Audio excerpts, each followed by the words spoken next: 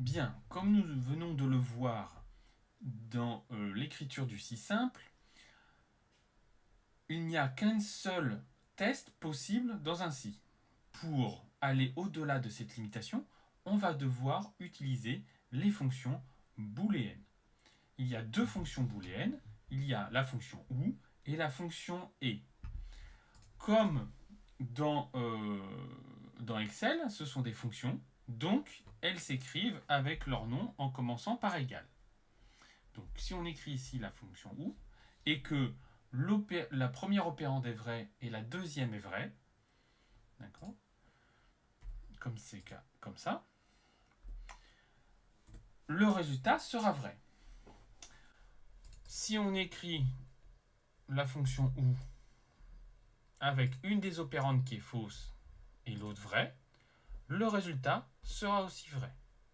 Donc c'est le cas pour les deux cas ici. Donc la première opérande, la deuxième opérande. En revanche, dans le cas où les deux opérandes sont fausses, le résultat du ou est faux. Si on prend cette fois-ci l'opérateur booléen et qu'on écrit la même chose, lorsque les deux opérandes sont vraies, l'opérateur, lui, est vrai.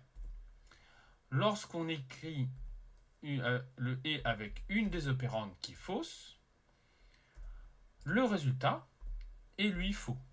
C'est le cas pour les deux.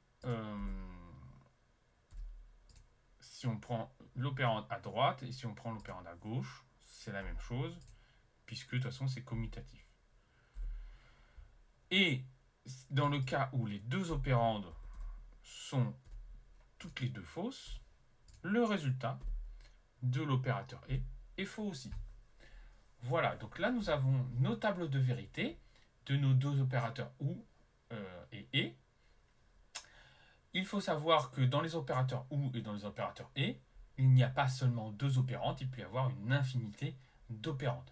Mais dans tous les cas, ça donnera les résultats liés à la table de vérité.